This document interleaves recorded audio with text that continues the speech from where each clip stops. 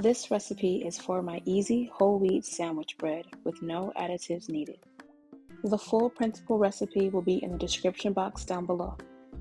Also, if you'd like to join my fresh milled flour baking community on Facebook, the link will be in the description box down below as well. Thank you so much for watching. To my mixer bowl, I'm adding 523 grams of room temperature water, 2 eggs, and 80 grams of oil. I'm using olive oil, but you can use any oil or fat of your choice. 94 grams of honey. Now it's time to make the Yudane, so I'm removing 30 grams of my fresh milled flour and putting that on my scale, and 60 grams of boiling hot water, and I'm mixing that until it forms a thick paste. I do want to specify that the boiling water is not the water from the recipe. The boiling water is additional water that is being added. Mix well until all of the flour is fully incorporated. Once you're done mixing, go ahead and add that into the rest of your liquid ingredients. Now, because this is hot, I'm trying to not put it directly on top of the eggs, but I don't even think it's that hot that it would affect anything, but just to be on the safe side, I placed it away from the eggs in the liquids. Now that the Yudane is in with the liquid ingredients, you can mix that in with a spoon or just put your mixer bowl on and let that start mixing. Once that is incorporated, go ahead and add your flour into your mixer. And with this mixer, I'm adding my flour in gradually, but if I was using my KitchenAid, I would have just dumped all of the flour in just all at once. I'm still learning how to use this mixer, so hopefully if you see me making any mistakes with the mixer itself, it isn't too distracting for you. I do like, however, how it's very easy for you guys to be able to see inside of my mixer when I'm using this one because the bowl is so wide open. So you put all of your flour in your mixer and mix until all of the flour is well incorporated. This could take anywhere from 2 to 5 minutes to get all of the flour incorporated into the dough.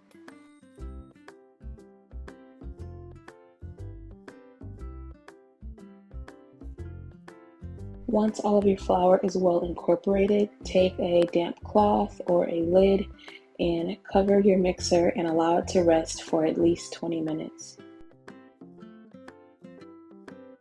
Here I'm adding in 1/4 teaspoon of vitamin C powder. I usually would add this into my liquid ingredients, but I forgot to add it in the beginning.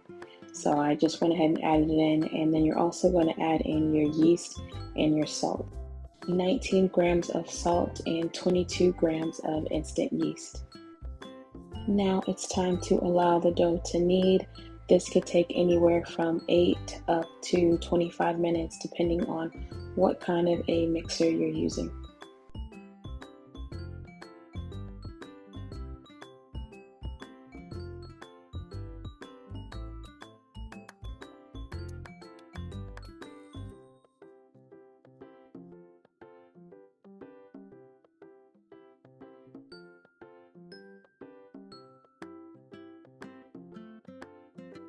When the dough starts to ball up, that is a good indication that the gluten has been well developed. So I'm just checking for a window pane here, and I did have a pretty good window pane, so I am going to go ahead on to the next step.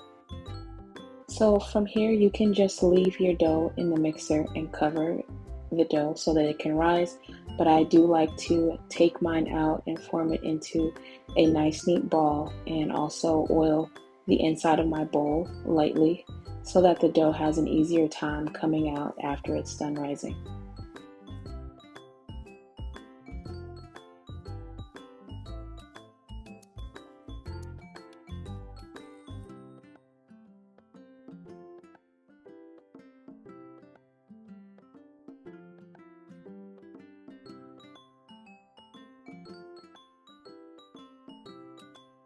So I'm putting this back into my mixer bowl to allow it to rise until it has doubled in size.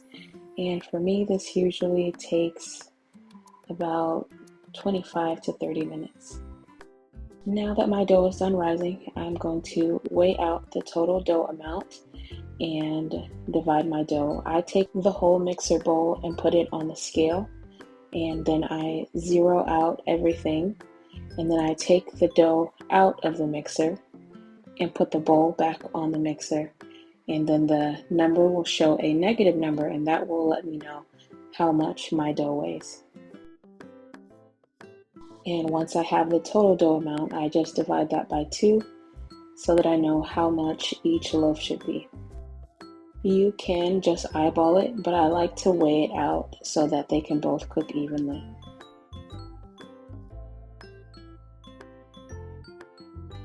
Now it's time to shape your loaves. I'm not very particular when it comes to shaping my loaves. I just flatten it out and try to make sure that the dough is nice and tight. So I'll do a fold on each end, and then I just roll it up into a log.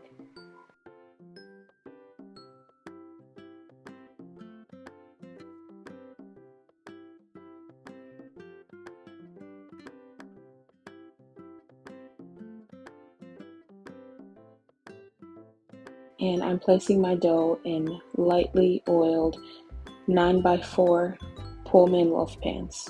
And I'm going to be using these loaf pans without the lids.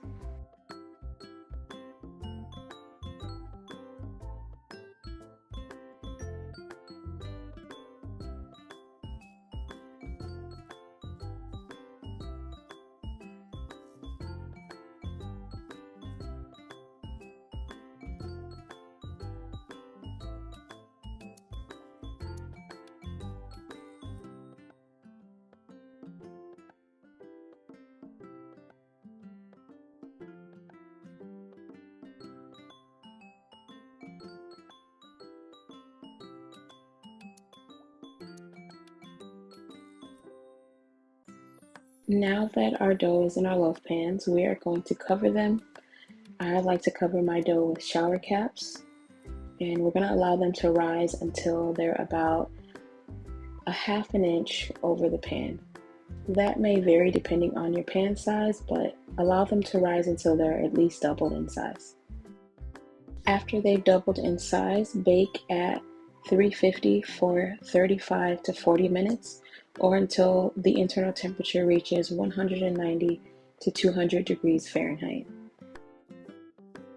I like to let my loaves cool completely for a couple of hours before slicing, and now that they are done cooling, let's go ahead and slice it. And as you can see here, the loaves are nice and soft and squishy. The Yudane definitely helps to give a nice crumb and a very super soft loaf without any extra additives. If you try this recipe, I would love to hear how it comes out. You can find me on Facebook at Lovely Belle Bakes, and you can also comment down below if you have any questions. Thank you so much for watching.